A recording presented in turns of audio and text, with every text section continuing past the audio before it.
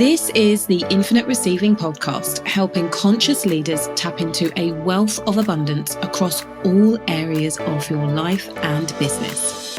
I'm Susie Ashworth, and I'll be sharing with you how you can upgrade your reality through quantum transformation, because you are ready for infinite receiving.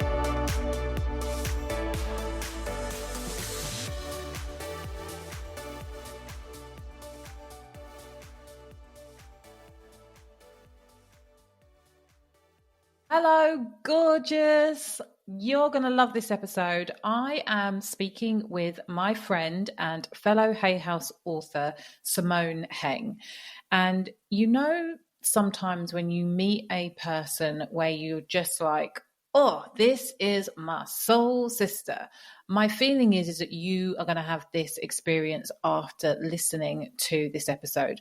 We talk about authentic connection. We talk about connection with self. We talk about loneliness and really what it takes and what it's going to take in this modern world to thrive. And so much of it has to do with how we connect with self and others. I think you're going to really, really enjoy this episode. Please let me know your feedback. It is always, always welcome. So without any further ado, let's get on with the episode. Hello, you gorgeous human being. It is Susie Ashworth, and you are listening to the Infinite Receiving podcast. And I have got a juicy one for you today. I'm really excited to introduce you to my friend and fellow Hay House author, Simone Heng. She is world renowned actually for her work on loneliness and creating deep connection. And I'm just excited to have this conversation with you. You were such a ray of light actually when we met in September at the Hay House Mastermind. It was really quite special just to be in your presence. And I talk a lot about the infinite receiving frequency. And what I mean by that is it's not what you say or what you do. This is Maya Angelou. It's how you make people feel. And you have a really incredible knack of making people feel very seen and very heard immediately. So I'm a very intense person, I've been told. Thank you. And Susie and I also had matching. So I had a silver jacket and Susie had silver pants. And when I saw her in her silver pants, I was like, I'm wearing my silver jacket tomorrow. We're gonna be matching silver. Thank you. That is so that is truly kind. And I'm so glad we're getting to have a talk, because I was so jet lagged during the mastermind that it flew by and we didn't have a proper catch up. So now we get to do it, which is fantastic. We do. So tell me, how are you feeling about 2024, new energy, new year? Like, what's the vibe? It's a huge shift. I'm turning 40 and I had a massive existential crisis on the 31st of December. Not about aging, because, everyone in Asia looks like a Tamagotchi at 40. So we have high humidity. It's not an ego thing about the physical aging. It's like, it's more around, so as you get older, and correct me if I'm falsely speaking for people in our age bracket, Susie, but I feel like the ego, you really do realize how the things that validate the ego just fade away. And so what you're left with then is questions about what you do in our work, in our mission, and how is that serving people? And how do I keep that interesting for me? Because I'm looking at 4.5 years into the business now. And also the fact that I think I thought that I'd be married and have kids by the time this existential crisis happened.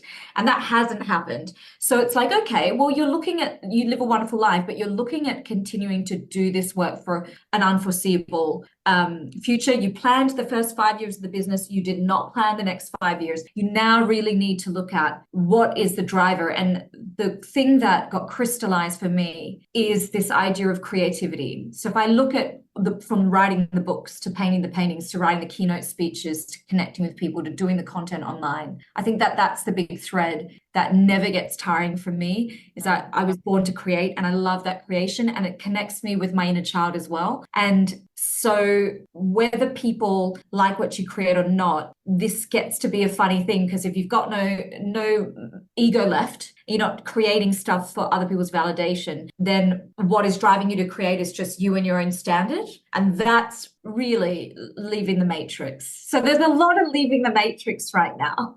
Deprogramming. It's funny because when we touched upon this earlier on, you said that maybe this is not quite in alignment with the work that I teach. And I would argue that this is exactly in alignment with the work that I teach, because infinite receiving is about consciously creating your existence, not from a place of needing validation. If I write this book, then I will be worthy. If I get a bestseller, then I will be accepted. If I do this, then. And it's really about the releasing the if this, then that, and coming back to knowing that I am whole, I am worthy, and I am complete, regardless of what anybody else says about me. And I get to create because creation is my innate nature. That is what we are intrinsically programmed to want to do. So can we do this from a place of knowing our worth already, knowing our fullness already, and just create for the sake of creating? Like, that is infinite receiving. Susie, you're speaking my truth, because on the weekend it was Singapore Art Week, and I'm a almost 40-year-old single woman. I spend my weekends either taking care of nieces and nephews or on my own. So when there were events that I got invited to, I was like, the loneliness work, Heng, you need to get out of the house. So I went. And because I just have no need for other people's opinions about the work I do, I was confronted again with people from when I used to be in entertainment in the media industry. And, they have no idea what I'm doing. They don't follow me online. It's different circles. And I was kind of getting the interrogation about, oh, so what are you doing now? And we haven't really seen you. And because I don't need the validation, I just didn't feel like saying, oh, well, I'm still based here. I just fly all over the world and speak for these companies. And I was speaking at Harvard and I launched this because I don't care about anyone. Like, I was so boring, and I was like, oh yeah, I'm just doing my thing. What about you? Yeah. Because it just doesn't matter. And I think they looked to me like, what a loser she is. Because I didn't say anything, but I just didn't feel that I need to. And I maybe that's a little bit of the energy that you felt at the mastermind as well, because it was already coming in during that time. And that's why our publisher is also amazing, because they aren't about, you have to be a bestseller for us to value you. They're not like that at all. And so maybe I allow other people to be seen because I just feel that my online marketing allows me to be seen. It brings clients in, but I don't need to bring that to our human connection space. I don't need to bring my CV to our interaction. I want to know. I don't need to be a human business card. So this is interesting, because when I was listening to you, what was going through my mind is, how does that desire to not share what it is that you are doing impact your ability to connect with somebody else if their desire is to know what it is that you are doing? How does that work? Hence the existential crisis, because I live in like the HQ of the world for people swapping business cards. And so now I feel like Neo. I do look a little Keanu Reeves with my short hair. I do feel a bit like I'm Neo and that I'm in the Matrix. I'm not in the Matrix. I can feel the overt puzzlement of people, right? But I'm using it as a bit of a testing with the universe. So I've been doing a very deep manifestation course. I won't mention the brand, it's not a plug, but I'm just doing this very big manifestation work right now. And I'm using it as kind of tests, because these people are mirrors to parts of my former self. And I'm trying to sit with the discomfort of not asserting my ego, of not listening to what I've been doing, and seeing how that comes up for me. But actually, as a business owner, for me, it's only only important in terms of if I am at an event where I know it is important to me having food and shelter in the world's most expensive city, then I think I will talk about it, but only in the context of the conversation where it's organic. But I certainly at like a douche event that I went to as a closing party of Singapore Art Week did not feel that these people were potential leads to book me as a speaker. I just felt it wasn't the right place to be heard anyway, logistically, not even metaphorically. So yeah, I'm testing it. I'll update you, Susie. I'm trying to Yeah. see what comes up because a lot of stuff comes up with it. There is that urge that can feel the ego like wanting to put its gremlin head out. Yeah. And then I'm just like, but this is going to make you look so desperate if you're going to list the things that you do. If they're interested, they'll just Google and go online. And I'm like, my gremlin head's like, hang on a minute. But talk to me about the connection piece, because there's a like a thread almost of I get to be discerning about who and how I connect with people. And so maybe my discernment says I'm not really that interested in connecting with you or something else. So yeah, I'm really interested what comes up. So interestingly, those particular people were people that I've known for almost 20 years. So I know it's almost like we came up together on the scene. So I know the values, I know who the people who have grown and blossomed over time, but I know the space that makes me hypervigilant. I can feel the tops of my shoulders go close to my ears. I know immediately. I connect with my body, and I get a somatic response. And so I know, okay, you're hypervigilant right now because you know why this person is asking what they're asking.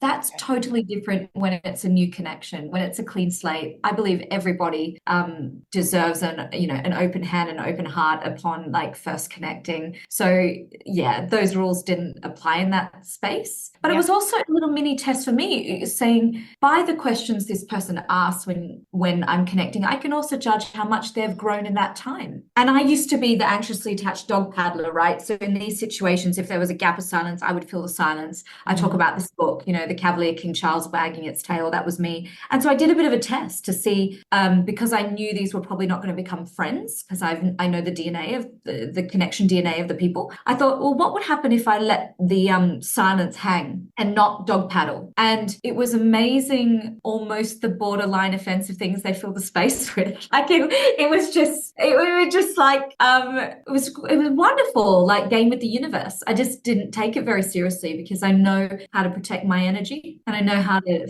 I've had enough trauma to know where to siphon my resources to. And I think that's a beautiful thing of getting older. And if like it gets any better at 50, I can't wait. Yeah. The biggest thing that I heard there actually is I connect with myself. And is that where your connection work starts, with self, helping people get to know themselves first? It does. Susie, you're like psychic. That is the subject matter of the next book, actually.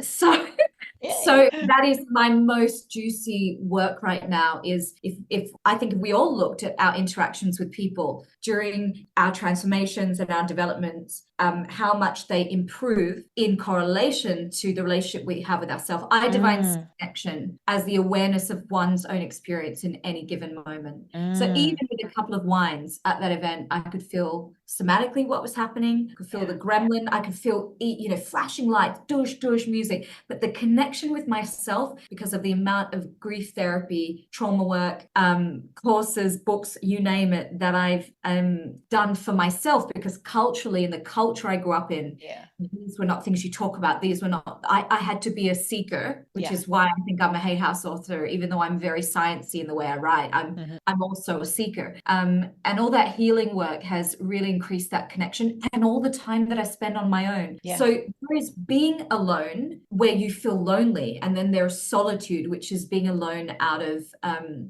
out of desire and choice. And I have a lot of that because I don't have dependence and I don't have a partner. And a lot of that time has been very fruitful to kind of exponentially build that self-connection. So I really know in any given moment how I'm feeling. And of course, there are moments where I don't, and the fight or flight takes over or the gremlin takes over, of course. But what I love about getting older is that connection gets just from sheer laps run, sheer life experience, that self-connection just gets more and more honed. It's a beautiful thing. And I think that it has to still be intentional. And what is super interesting is that I came out of a 15-year relationship. So I have 3 kids, but I am on my own and I'm dating, and I am dating intentionally. And I'm also sober dating. So I've not been drinking for quite a while. And what I'm noticing, because of the work that I have done with myself, and for me, a lot of sacred sexuality work has been super powerful and super important in that reconnection with self, is noticing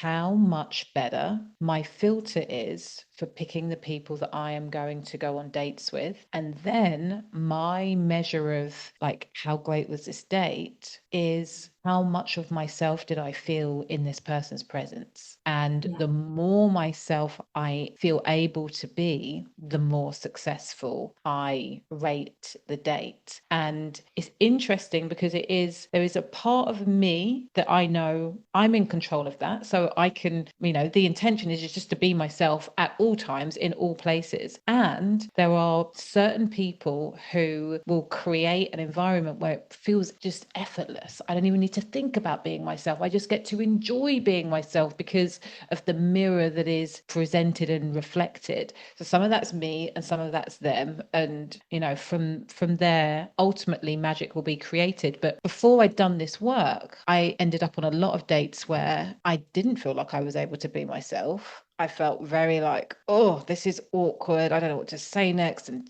like very much in my head. But as the connection work has gone on, the more dates I've had where I feel more and more comfortable with self. So it's interesting. I'm not sure whether it's chicken or egg or whatever, whether it's them, it's me, but I noticed a correlation and it's quite beautiful. That's amazing. I wish I was there yet. I think my wounds show up the most when it comes to non-platonic human connection. And just to reflect back what you said and to like support that even more, I saw online that the woman she's like the consultant for the Hinge app. She said when you meet someone and they're finally ready to meet your friends, don't ask your friends what they think of the person. She said, ask them what version of you shows up when you're around this Yeah. person. And that shows us a lot about attachment style. So my big work since February of last year has been doing a lot of courses, reading a lot of books, and doing a lot of therapy around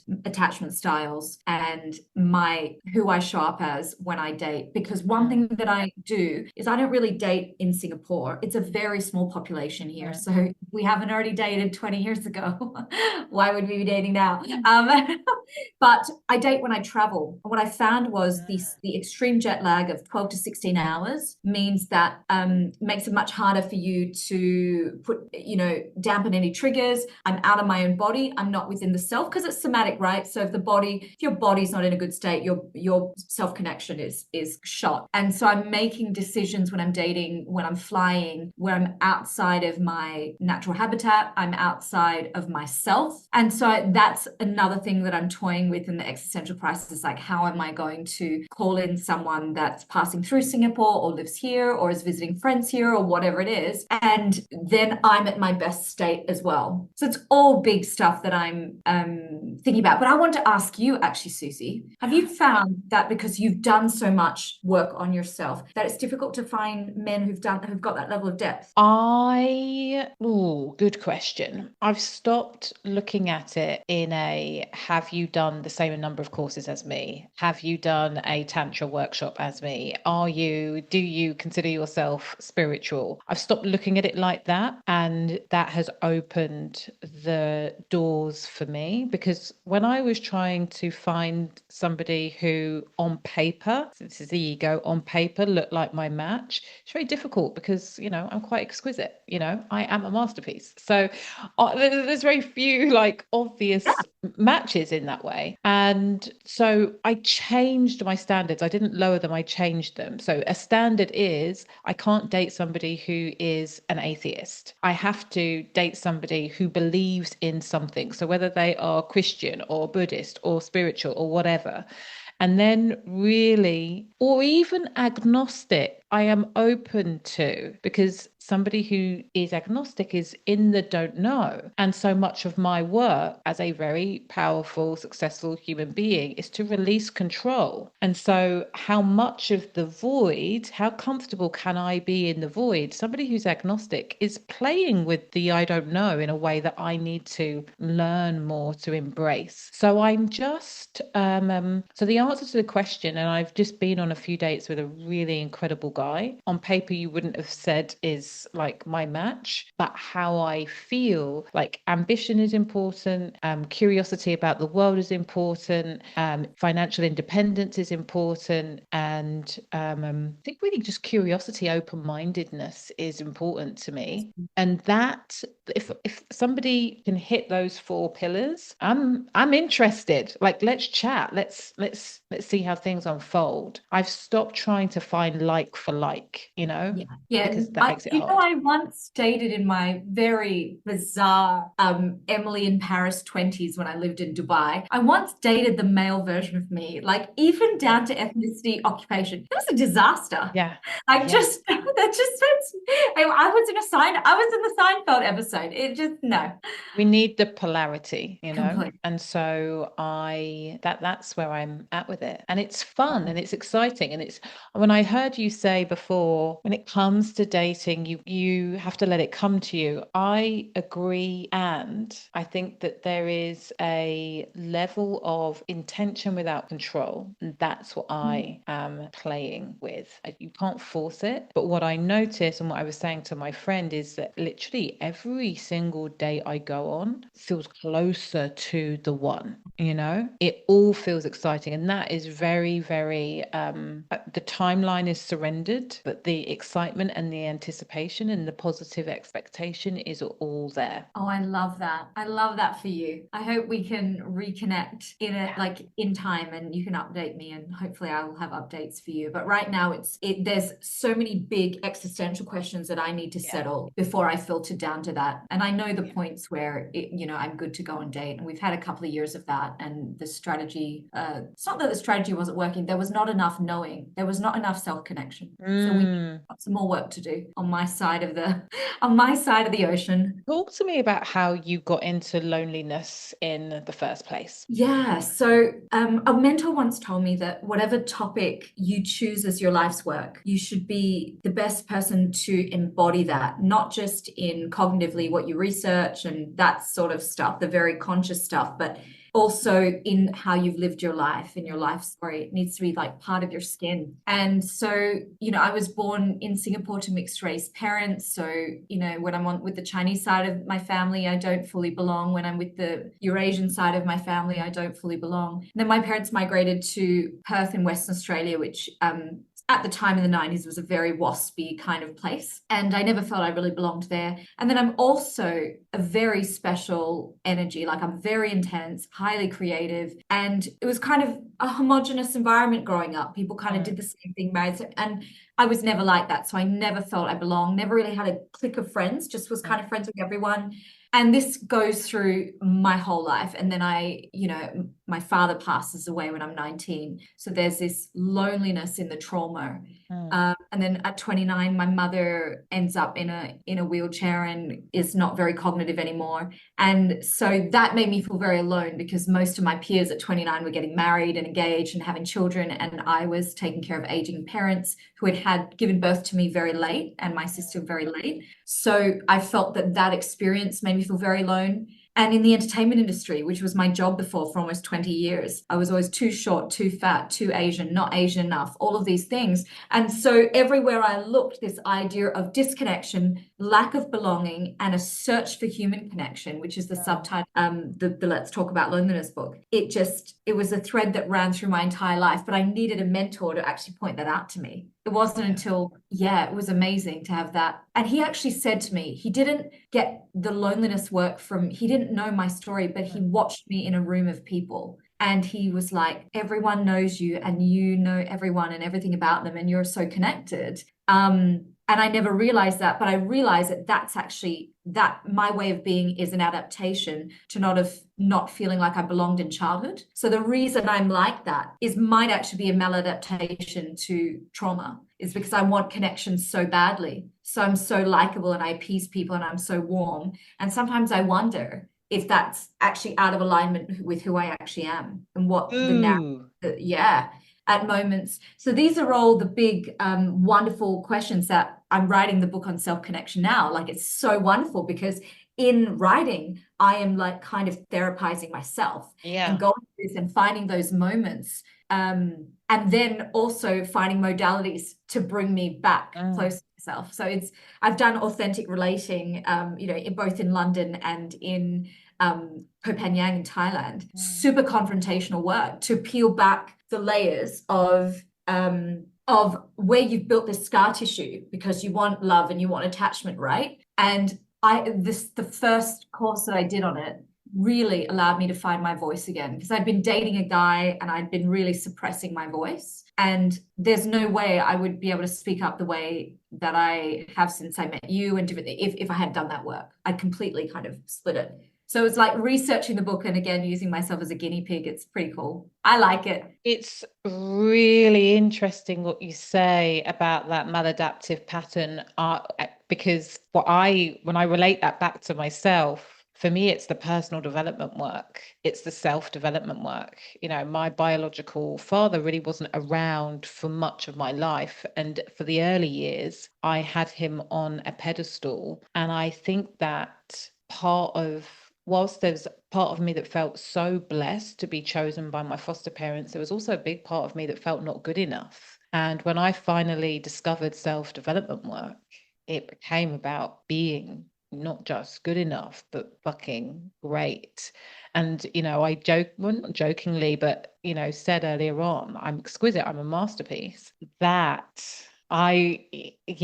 The maladaption from I'm not good enough. If I can just learn this and learn that and just do this and just do that, then will I be enough? Yeah, like an overcorrection when you're driving. That's what I call it in the book. Like when and then you overcorrecting. I just think, look at how self-connected you are to be able to be even aware. But I need more of that, like your light and be able to say, I'm exquisite. I'm only just at 40 because of the way that I was parented, which I write about extensively in the book. And I love both of my parents, but my mother particularly was very tough. And in an Asian household, criticism is a constant, affirmation is very rare. Mhm. And so not just also in the Asian environment, but also if you're in a Western environment where all your friends, their parents are outwardly affectionate and affirming, and you're getting put down and you're getting the top marks in the class, this does something to your brain. My brain made the meaning that love and connection were there, but they were withheld as a reward. Mm. And they were paid only based on suffocating obedience and performance. And that Mm. creates a feedback loop for the child, right?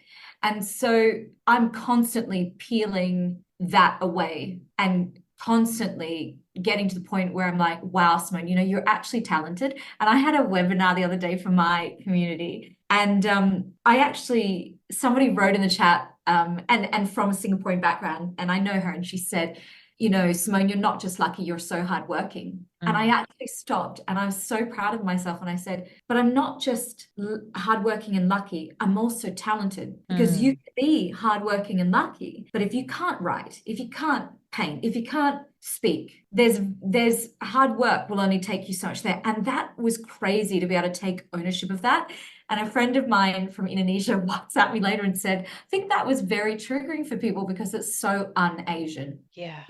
It's actually quite, I feel like I've spent a lot of time in North America. I feel like I was very Yeah. triggered, but it felt beautiful to own it, Susie. Yeah. It felt like if, the wound is that no parent said it to me. Yeah. So how cool before I make kids of my own that I'm getting at the point where I'm going to own it for me. Mm. Now with this existential crisis, I want to push it. Like I want to see how well can we write book two? How beautifully can we speak on stage for creation's sake? Mm. For my standards' sake. And that's kind of the big thing about 2024 that's turning me on right now. I'm getting Yeah. pings about it. Yeah. Oh, they there's so much in that. And I think that the creation for creation's sake, and it's a very fine line. How well can I do this? You know, where does perfectionism start when we go into that space of how well? And then when we fall into perfectionism,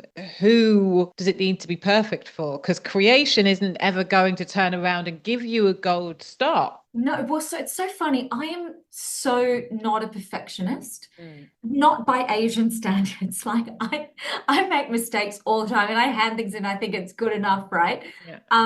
But I think my good enough is just because of how hard my childhood was in terms of the pressure. I think my like good enough flawed stuff kind of floats at a decent level to be passable. Do you know what I'm trying to say? Because Yeah. I'm so traumatized that what I think is a mistake is It's still an not A. yeah Yeah. is actually possible. There's so much beauty in imperfection, so Mm, much beauty in imperfection. But I have clients who are exactly as you describe. It's perfection paralysis, and then the mm, world doesn't get to see their creation, which is really sad because you never get to iterate. So my first book, the book that became Let's Talk About Loneliness, was self-published in Asia, and it was riddled with typos and stuff like that. But because I'm not a perfectionist, I'm like, oh my God, I'm sick of it. Just get it out there. yeah. And then luckily I got it out there because the universe sent Hay House and a Yeah. much better editing team to clean it up. And that reminded me of what, Mark Zuckerberg did in the early days of Facebook. It was just he'd create all these half-baked features on Facebook just to test them. You're in beta like that, and then you get feedback from people in the universe and then you iterate. So I am not a perfectionist, but I am surrounded by people who are, and I get that completely. For me, it's more the ego gremlin. Mm. Like, who are you creating for? Mm. How I managed to get through my book actually in the end was just to say, this is me, this is my Bible, this is the book that I will come back to again and again and again and again and again. And even if nobody reads it, fortunately, we know from pre-sales that there are going to be some people that read it. Even if nobody reads it, if I can be the embodiment of this work, I will change thousands of lives, you know? And so that is how I managed to get through it, because even now they were like, oh no, that could be different. That I wanted to be still sending it to the editors after it had been printed. And it's like, just it's for you. It's for you. It's for you. It's for you. Oh, I it's like that. I think beautiful. I write for the younger wounded version of me, like the book Mm, that I would have needed in my lost 20s. And I think I'm going to be editing the next book for the lost woman that I was in my early 30s. Lost mm, in comparison to where I am now, right? yeah. Um, yeah. We talk about, you said the seeds of loneliness start in the place of not belonging. What are the other triggers? And obviously not feeling connected to self. Is that correct? 'Cause I don't actually think that you said that. If you feel connected to self, are you likely to feel less lonely? Yes. And if Yeah. you have self-connection, that's the second book, which is an awareness of one's own experience in any moment, your chances of connecting better with others and therefore maintaining those friendships as well is more highly likely. So I'll give you an example. The lonely brain is irrational. And so I was doing a speaking gig and I was talking about the lonely brain creating this loop where it's telling you to cut people off at the very moment and time where you need people. Mm, It encourages you to hold your friends to a higher standard than is necessary. mm. Therefore, when they fail those higher standards, it gives the lonely brain Permission. permission to cut them off, right? And so in the Q&A, she said to me, but Simone, so how do you know what's you or what's your lonely brain? My answer was self-connection. That is the only way. Only if you know yourself really good could you sit in the moment, go, somatically, I'm writing this text to my friend and I'm in fight or flight. And they said they were ill, but I don't believe them. So why don't I believe them? Why am I paranoid? Oh, the lonely brain. Now, if you don't have that relationship with yourself, that depth, so imagine how many marriages are fractured, how many friendships are fractured, how many um, careers are plundered just based off a lack of self-connection and Mm, therefore a disconnection from yourself with the world. So for me, loneliness starts not just with a disconnection from others, but also a disengagement in life in general. Similar to depression, actually. Like, I don't want to go out. I just want to stay at home, watch Netflix. I don't want to talk to people. And that self-isolation begins. We see that a lot now with TikTok Gen. You know, they'll write on my human connection tips on there. I don't need human connection. I just need Wi-Fi connection. Or they'll write things like, but I don't want to be around people. But that, or they say they're socially anxious, which, by the way, some of them may be diagnosed as anxious, actually having anxiety disorder. But I do wonder whether some of it is based on the fact that they are, in a lonely loop. Oh, I mean, there's a million and one things there. The first thing that I want to say is, again, just how our work intersects, because one of the pillars of infinite receiving is the infinite pillar of support and allowing yourself to be seen and held and supported. And first of all, that is self-support, self-regulation, self-connection. Then it is support within the community. Where do I need help? Who am I willing to ask for help? Who am I going to allow to help me? And one of the things that I say is, I genuinely do not believe that there is one person on this earth that doesn't have somebody in their life that wants to give them more support. And it's because of I'm okay, like I've got this, I don't need it, I don't want it, I just want that we can't see it or we won't allow it. And usually there's always one person who says, I can't think of one person who wants to support me more. And even in that scenario, I'm like, I'm the person. I want to support you here, right now. And are you going to allow me to? And how will you allow me to? And then support for me spiritually, we are connected and there is no in my worldview, we're connected to all things. We can never be You're on our one. own. Yeah. We can We're never one. be alone. We can never be on our own. So, and that is all about the different connection points. Starts with ourselves, community, then spiritually. And what I love about the work on connection is like almost all of the studies, the science backs up the spirituality. So, for Yeah. example, there's a study that shows that when a human being is next to a valued human connection, so it's a quality connection, not friends that have been fighting or couple Yeah. that's fighting, quality connection, the individual's brain actually counts their bioenergetic resources, so things like their energy levels, their strength, as part of their own. The Mm, brain literally goes, oh, I have a friend to climb this mountain mm, and I am supported. So we don't actually, that idea of we're all one, our body biologically also, the science shows, is buys into that same spiritual rhetoric. It's the same thing. Our body actually detects when we're in good connection, that we actually have all the resources of the connections around us. That's why psychologically we feel more supported and we feel better, which is amazing. So I absolutely love this idea of the source or what's beyond us mm, giving us support, because you've just highlighted for me, you're an incredible mirror that, I've always felt lonely from the time I was young. So mm. how on earth did I do all of these things? And I think it's because I've always known there's something beyond me. That's the only answer. Oh, that makes me If feel emotional because no, this, that is it. I just don't write it explicitly because I come yeah. from a corporate speaking background, but that's the truth. Like, one of my besties, who's like a full-on corporate business author, she put down my book, she called me and she was like, I cannot believe how high functioning you are, that was your childhood. I wanted to jump into your book and hug little Simone. And I never realized that it would like that it was what it, but if I look back, like, how do I continue to get up and do all that? Because I Mm, think when I saw my dad die in front of me and I saw the spirit, like I talk about this in the book, and I just saw how the spirit animates and then can de-animate mm, on. I was like, and I went back the next day and I talk about this in the book, and I went to hold his hand and it was cold, and I look at him and there's this disconnection. It was mm, like, this isn't my dad. What is mm. this cold sack of flesh? This isn't my dad. And at 19, that's, you're not even an adult yet. Your prefrontal cortex is not even fully developed. That was a life-changing watershed 100%. moment for me. Get it. I was like, So get it. And again, the seeds of understanding that there was something bigger than myself was that realization. I'd been walking around living my whole life as though I was like I had the weight of the world on my shoulders and that I couldn't trust anybody and I couldn't. And then there was this moment. I was doing a course. It said, "Do you feel supported?" And I was like, "No." And then it was like I almost saw my life flash in front of my eyes. And it was like, you had the best foster parents in the world, and they were picked out of the back of a magazine. How do you think that you were not supported?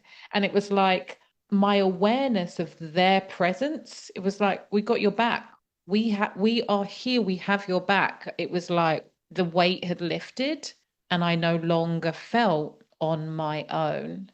And then it becomes about consciously allowing yourself to be supported. And it's an ongoing journey.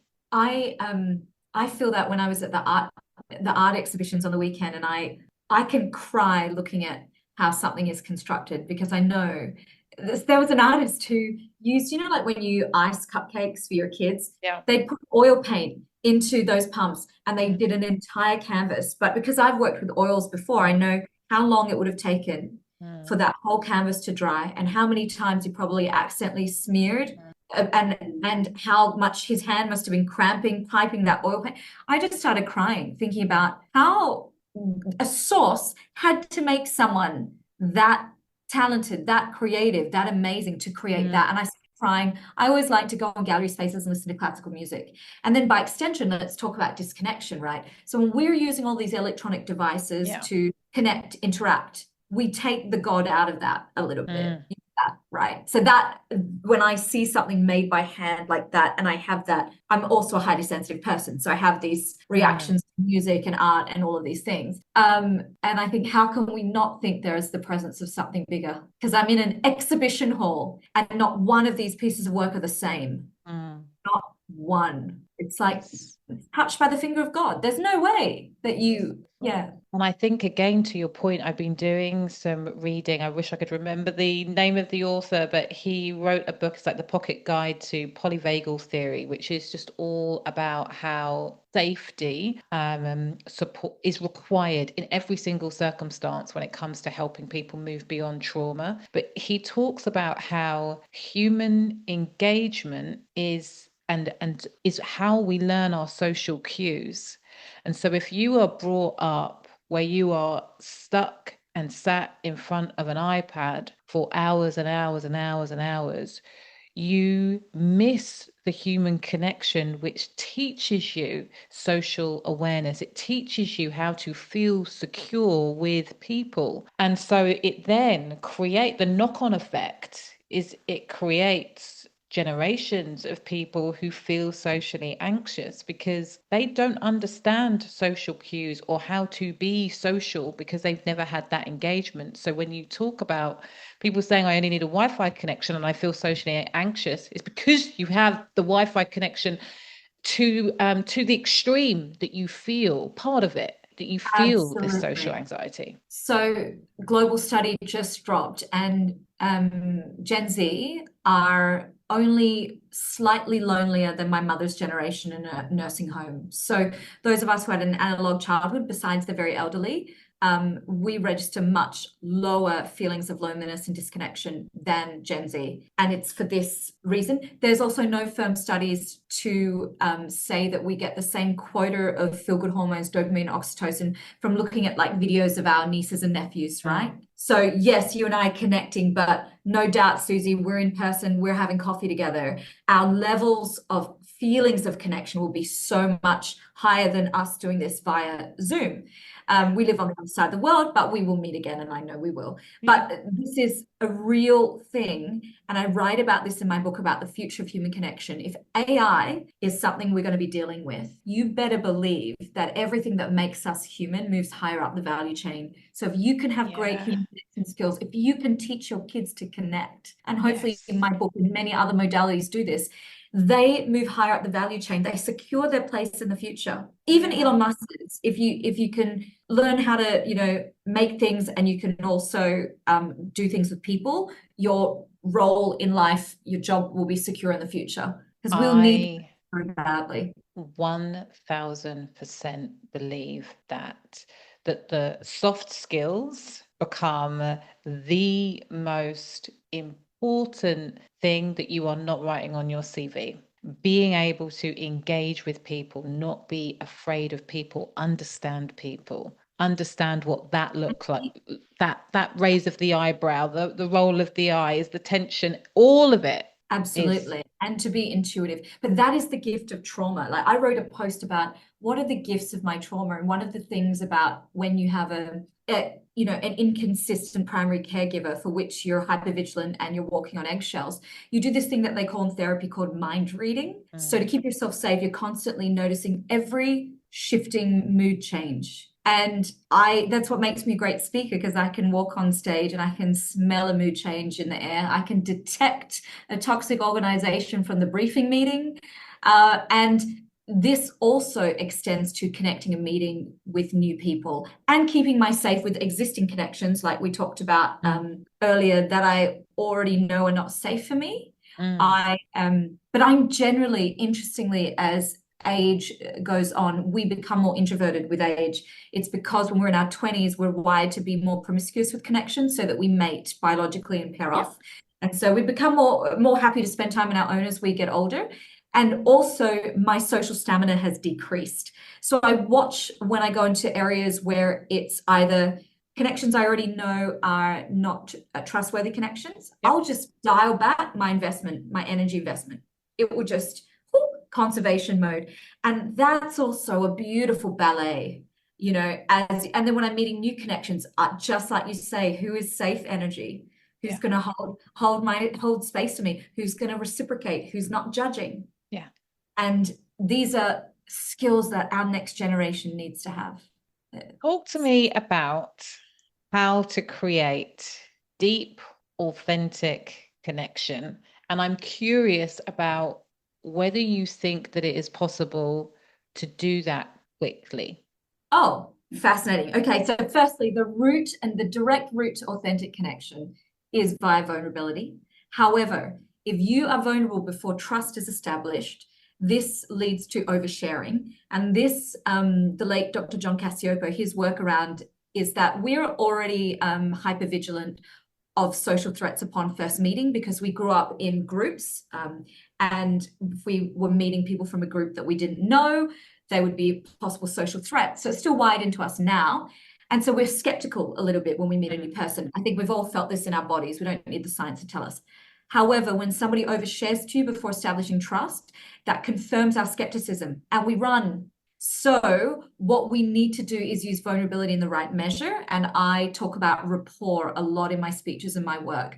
Rapport is where other people perceive us to be more like us than they may think. And my dad, who was an immigrant shopkeeper and had to stand behind that shop counter for 20 years, 7 days a week, 8 hours a day till he died, was a master at this because literally human connection stakes for him was still about survival, just the same way when we were living in groups on the savannah. He didn't create relationships with those customers. We didn't go to school. So he became, I would watch him neutralize his accent for his German immigrant customer. He's a tiny Chinese man. Neutralize his accent so he could be understood and pull his shoulders back to literally do the mirroring over the shop counter. Then a Malaysian customer would come in who looked more like him physically. So then my dad, this customer would be a newer immigrant. So he doesn't want this Asian man to think he's sold out with his mixed race wife with green eyes. So my dad would thicken the accent, put in words of Chinese dialect. I'd watch slouch, and he would do it seamlessly. And this is all to do with building rapport. You're tenderizing the meat before you marinate it. For me, trust is marination, right? Trust is marination. So did your dad know what he was like? Obviously, I wonder how conscious or subconscious was this rapport building? Oh, it was totally subconscious. He came from such a humble background. He didn't have any education after high school. He was so good with people.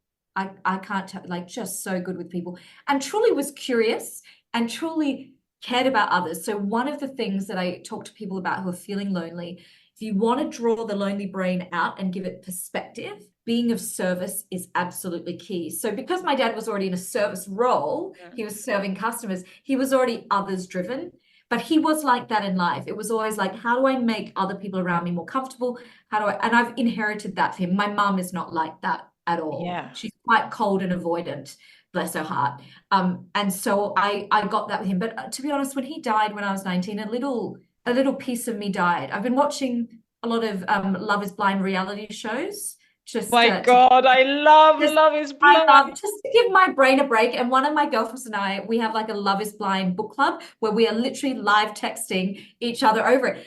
But when I watch this and I look at the couples who are loving in healthy ways, and then I look at the couples where there's an anxious, avoidant, toxic cycle going on, and I look at all this, and these are the moments, like you say, with your best foster family, I almost cry with gratitude that God supported me enough to have him till 19, because Mm. all of the healthy things that I do in relationships are because of that man, Yeah.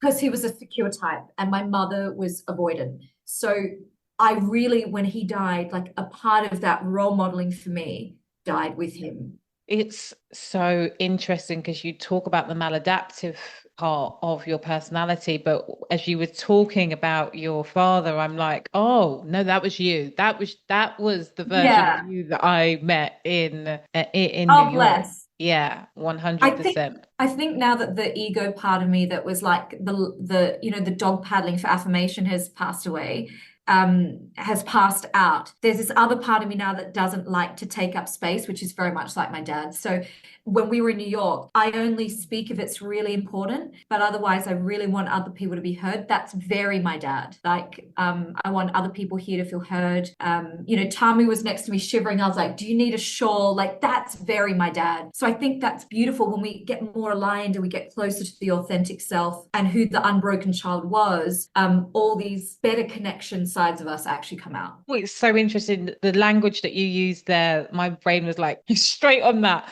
when you said, I don't like to take up space. Now the ego mind is gone. Whereas, and this would be so how we maybe approach things differently. I'm like, take up space, take up space. Now there's a difference between taking space and taking more of the space than you need because you're trying fill in the blank. Overcompensating, maybe, Yeah. or there's some stuff going on. Yeah. Well, maybe that's me not using that wording. What I mean is, and I think this is also very cultural.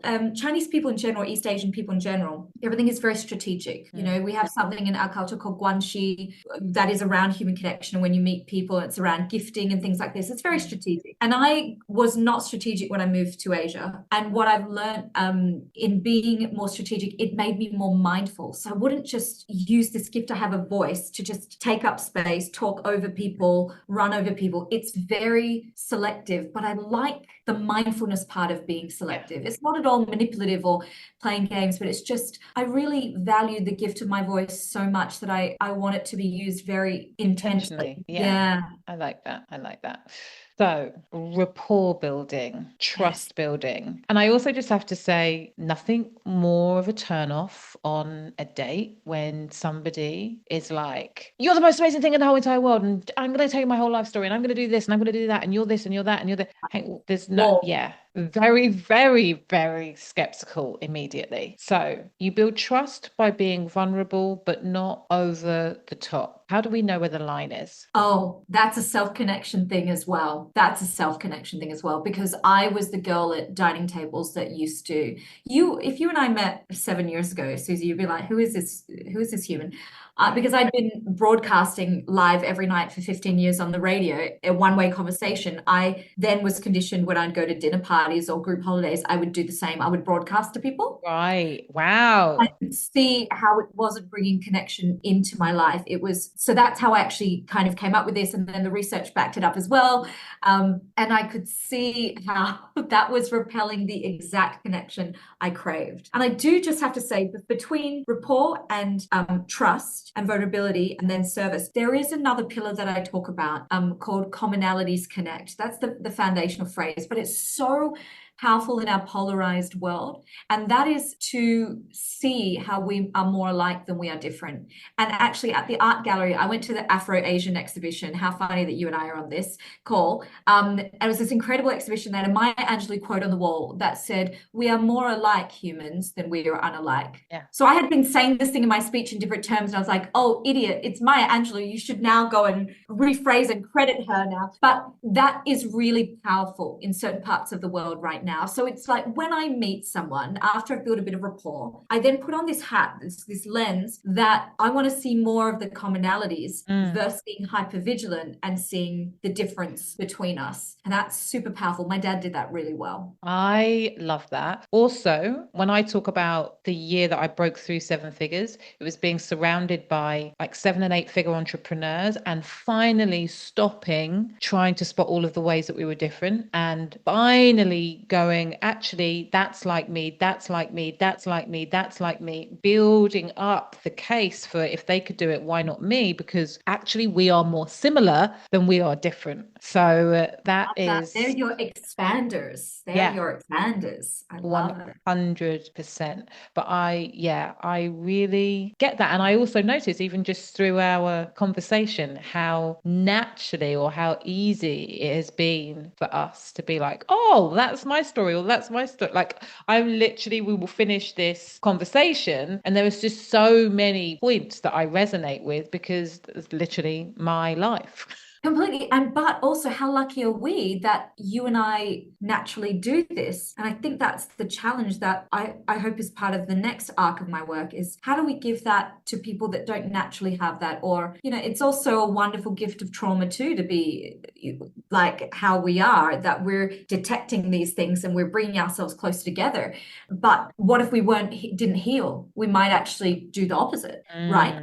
So this is your work, the work of the other house authors, my work. But I do think it's important work to put in the world because I do wonder if you're a kid that grows up with the iPad, it's not so seamless, It's not so seamless. No, 100%. What is your desire? And maybe this is part of what you just said, but we get to the end of your life. What is the legacy that you want to be known for? Oh my gosh, I've thought about this so much during my last 4 weeks of existential crisis. I want, sounds cheesy, but I definitely want to know that I left the world better than I came into it. And I want to know that I didn't play it safe. I come from an extremely risk averse family, and I just am not at all wired that way. And that's also why things felt so lonely, not just with the direct family, but also with the other rungs of the family, the extended family as well. And I want people to think, wow, she lived and she lived at her highest potential. And by her doing that, that made me do the same. I love that and resonate with that so freaking deeply. And I just want to say for everybody who is listening, remind yourself of the answer to that question for you. Because when you say that, I'm like, oh, yeah, that's mine. And that comes also from losing my mum at 19. Life is short, live life fully, be happy, leave the world in a better place than what you came into it. Like all of those things come from that early loss. It was a gift, but that early loss. And so it's easy to go from day to day to day to day, forgetting that that's the intention. And I think that when you really connect with the legacy work, why am I doing this right now? Well, it's to build the legacy. Am I acting in alignment with the legacy that I desire to build? Is this playing it safe? Is this living full out? Am I showing up in my fullest? And until you can answer yes to those questions on a consistent basis, like there's your work, you know? You ask yourself the question because it's too easy to get lost in the busyness of life and crap and overwhelm and forget the bigger picture. So thank you for reminding me that's also my mission and my legacy. Oh, Okay. it's so amazing to connect with you. Thank you. Right. Well, this interview series that you are a part of is to celebrate launch Oh my of goodness. baby. I'm Infinite so excited. receiving. It's so beautiful. It's Oh, so beautiful. thank you so Mhm. much.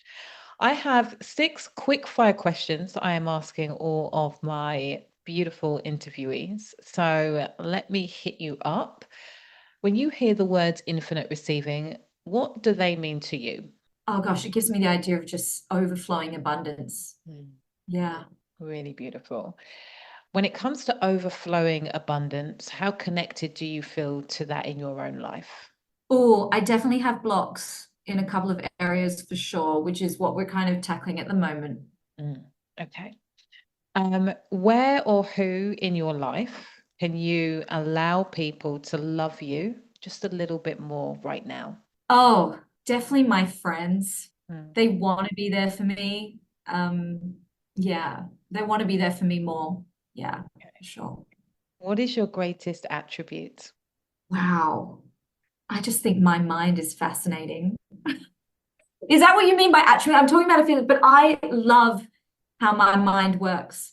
I love Yeah, it. we're going with it. Going with it. I'm not going to apologize for it. What thing are you consciously working on manifesting right now? Oh, definitely my life partner. Yeah. So hard. I'm blocking meditation every day. Yeah. Good. Where can you allow yourself to be more supported in your life right now? I need to feel it's okay to burden other people with what's going on for me. And I do have moments where I feel really guilty that I don't want to put too much of my stuff on other people. Because, like I said, all my friends have families and they've got their children, which are their priority to. And sometimes I do feel bad for being so in need of them when I'm down. Yeah. Simone, it has been such a joy to have you on at the podcast today. Can you please share with everybody where they can find out more about your incredible work? Thank you so much, Susie. So I'm active on LinkedIn, Simone Heng speaker, and then my book is with Hay House UK. It's called Let's Talk About Loneliness, and it will change your life. Thank you so much. If you've loved this episode as much as I have, please do me a favor, share on social media, tag Simone, tag myself on Instagram. Let us know what your number one takeaway was, and specifically share it with a friend. That would be absolutely amazing. And in the meantime, please remember that faith plus action equals miracles.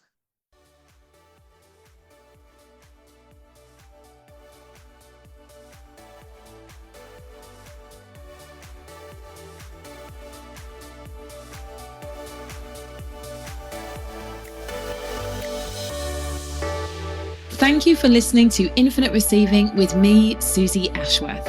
I'd love to share with you my Infinite Receiving activation audio. Go to susieashworth.com/activate infinite receiving.